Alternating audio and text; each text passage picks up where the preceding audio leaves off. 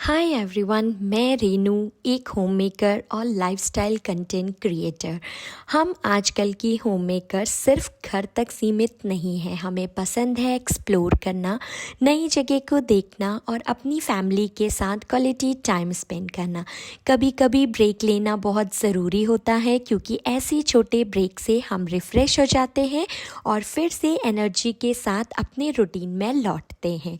आज मैं आपको लेके चलती हूँ एक छोटी सी रिफ्रेशिंग ट्रिप पर कुर्ग। यहाँ की ग्रीनरी, कॉफ़ी प्लांटेशन और पीसफुल वाइब ने सच में मन को सुकून दे दिया। आप लोग भी कभी कभी कोई छोटी सी ट्रिप प्लान कर सकते हो। बिलीव मी, माइंड और मूड दोनों रिचार्ज हो जाते हैं।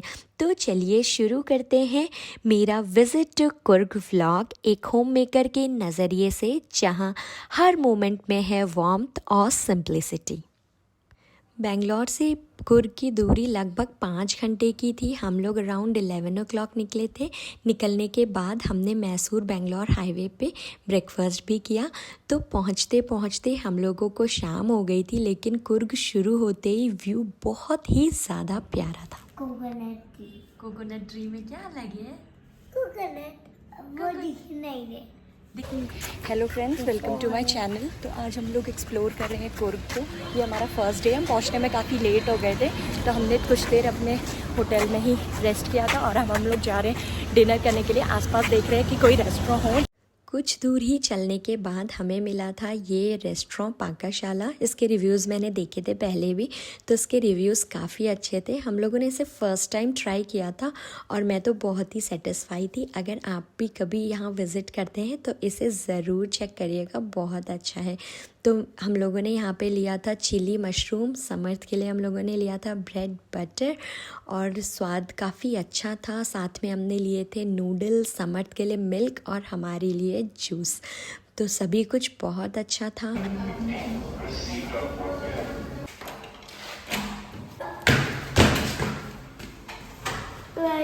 समर्थ, तू आगे बैठेगा, मैं बैठूं? मैं बैठ जाऊं? सो हम लोग फाइनली निकल चुके हैं नेक्स्ट मॉर्निंग में एलिफेंट दुबार कैंप के लिए, जो मेन अट्रैक्शन है यहाँ का। और देख सकते हैं आप, धूप भी बहुत अच्छी आई है। मॉर्निंग में तो काफ़ी बारिश हो रही थी, बहुत ठंडा मौसम हो गया था, लेकिन अभी काफ़ी अच्छा लग रहा है। बहुत प्यारी सी धूप आई है, हवा अभी भी ठंडी है और नज़ारों के मज़े लेते हुए हम लोग निकल चुके हैं। आपके साथ वीडियो ज़रूर शेयर करूँगी कि वहाँ पर आप कैसे इंजॉय कर सकते हैं। तो फाइनली कुछ दूर ड्राइव करने के बाद हम लोग पहुंच गए थे अपने डेस्टिनेशन पे। यहाँ पे आप देख सकते हैं पूरा पानी भरा हुआ है। हम लोग रेनी सीज़न के थोड़े ही टाइम बाद चले गए थे, तो यहाँ पे काफ़ी सारा पानी था। और ये साइड में टिकट लेने के बाद अंदर हमने एंट्री ली थी। यहाँ पे स्टॉल्स भी हैं, जिसमें अगर आपको कुछ स्नैक्स वगैरह लेने हो तो वो भी आप ले सकते हैं। तो जो कैंप है वो इस पानी को क्रॉस करके दूसरी तरफ है, तो हम लोग बोट में बैठ के उधर जाने वाले हैं। अगर आप ये morning 9 o'clock to 11 o'clock open रहता है और इवनिंग में 4:30 to 5:30। हम लोग मॉर्निंग में ही गए थे। और स्पेशली अगर आप बच्चों के साथ आ रहे हैं तो बहुत ही ज़्यादा बढ़िया जगह है, बच्चों को बहुत ही ज़्यादा मज़ा आता है। समर्थ बहुत एक्साइटेड था एलिफेंट्स देखने के लिए और उसको यहाँ पे बहुत ज़्यादा मज़ा आया। अगर आपने ये प्लेस विज़िट करी है तो अपना एक्सपीरियंस कैसा रहा था मेरे साथ कमेंट सेक्शन में भी आप शेयर कर सकते हैं।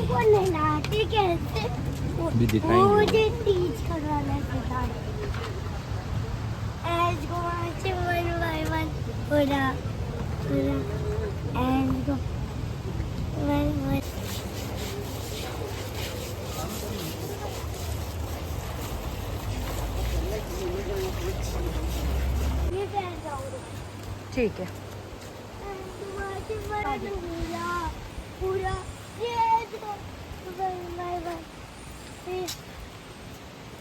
समर्थ के लिए ये पहला एक्सपीरियंस था एलिफेंट्स को इतने पास से देखने का, तो वो बहुत ही ज़्यादा हैप्पी था।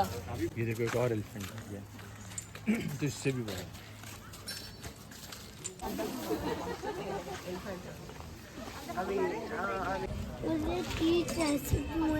ऐसे टीथ्स हैं उसके, अलग टाइप के। हम लोगों ने लगभग यहाँ पे 2.5 घंटा स्पेंड किया था। साइड में रिवर भी थी, ग्रीनरी थी, प्लांट्स थे, बहुत ही शांत माहौल था, बहुत क्लीन था और एलिफेंट्स की एक्टिविटीज़ भी काफ़ी डिफरेंट टाइप की दिख रही थी। मतलब समय का पता ही नहीं चला कि कब हमारा 2.5 घंटा इसमें बीत गया। बहुत ही ज़्यादा अच्छा था। अगर आप कभी कुर्ग आते हैं तो इस प्लेस को बिल्कुल भी मत मिस करिएगा। ये मस्ट विज़िट प्लेस है यहाँ की। बहुत ज़्यादा अच्छा मेरा एक्सपीरियंस रहा है यहाँ की। ये बहुत ही अच्छा लग रहा था। एलिफेंट्स के फीडिंग का टाइम हो गया था। बहुत अच्छे से इनकी केयर करी जा रही थी। काफ़ी अच्छी हाइजीनिक कंडीशन में इनको रखा गया था। तो बहुत अच्छा लगा देख के।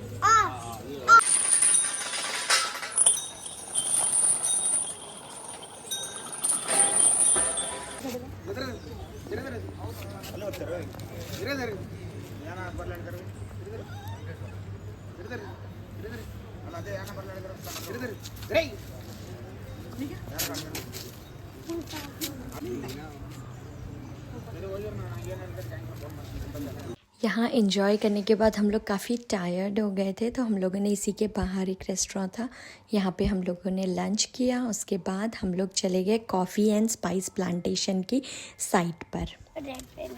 हाँ आओ फिर आओ। Asian sweet cinnamon is the name of it, and cinnamons are just a bark of the trunk. But the bark, before the removal, we need to clear all those white funguses with it first. So once that first layer got removed off, that need to be thrown out. No uses are there of it because that's a fungus layer. The human can't consume it. So the second layer of it, that will be the beneficial one, and that having a good oil with it, and that had to be elephant ear fig it called because of a bigger wider leaf. It got a name like that. Elephant ear fig timing will be like June and July, like Indian fruiting time. That will be by the connection of the plants. You can see over here there is an extra growth things over there near to the plants, and this is called shoot. And with this you can find the little growth of a cardamoms also with it. The green pods are started to grow with it. It need to be climbed up, then only the production happens, and with that you can find the growth also. The green peppercorns are there with it. So these all becomes little bit bigger and it turns into a lightly reddish in color. Then we'll do the harvesting of it, and just a 3 days of sunlight drying were good enough for it to make it black it in color. So after the sunlight drying, it properly turns into a black. But the site visit करते हुए बारिश भी हो गई थी। Luckily हम लोग raincoat और अम्ब्रेला साथ में लेके गए थे। varieties of a coffee we had grown it over here, the coffee arabica and coffee robusta. It's a names of it, and the plants, by looking at it only, you can easily differentiate it.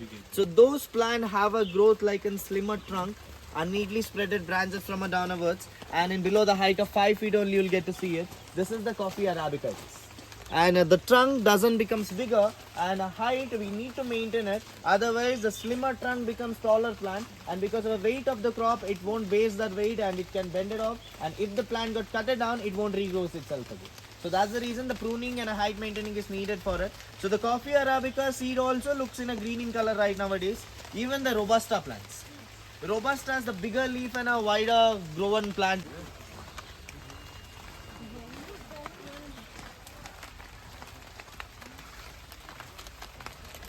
Samarth weight होगा, फिर क्या होगा? फिर बस अभी And non-processed coffee beans. So this, and within a year chicory need to be used and all. But cocoa fruit will be like a papaya. The bigger sized papaya only it looks like, and inside of the fruit there will be the seeds like an almonds, and that seeds looks like in a white in color that need to be fermented, and after the fermentation we need to bring it for the factory, and this is the cocoa bean were roasted. So this is the roasting machine, and roasting temperature need to be a 150 degrees Celsius, and after the 40 or the nearly of 1 hour of roasting was done, we need to remove the skin from it. So inside of the cocoa bean you will get to see the darker brown seed, and this is our actual seed of a cocoa. इसके बाद हमने यहाँ से काफ़ी सारे spices लिए थे, और मैं तो कॉफ़ी लवर हूँ तो मैंने काफ़ी सारी कॉफ़ी भी ली थी डिफरेंट टाइप की। So you can understand if you are a coffee lover. तो उसके बाद हम लोगों ने सोचा था इवनिंग में राजा सीट पार्क जाने का, बट बहुत ज़्यादा बारिश हो गई थी तो हम वापस रूम पे आ गए थे। हमने बारिश रुकने का इंतज़ार किया। जब तक बारिश रुकी तब तक हमें लग गई थी बहुत ज़ोरों की भूख, तो हमने यहाँ पे उडुपी रेस्टोरेंट था, इसमें कुछ खाया। उसके बाद हम लोग गए। जब तक हम लोग पहुँचे तब तक हो चुकी थी रात। तो ये पार्क सनसेट पॉइंट के नाम से फेमस है। यहाँ पे लोग सनसेट देखने आते हैं, बट यहाँ पे लाइट एंड वाटर शो भी। ये जो नीचे है ना, ये सनसेट पॉइंट है, लेकिन हम लोग सनसेट होने के काफ़ी बाद पहुँचे, तो अभी काफ़ी अंधेरा है यहाँ पे। आप लोग देख सकते हैं, लेकिन बहुत अच्छा है, आपको एक बार तो विज़िट करना ही चाहिए यहाँ पे। बाकी ऊपर सब पार्क है।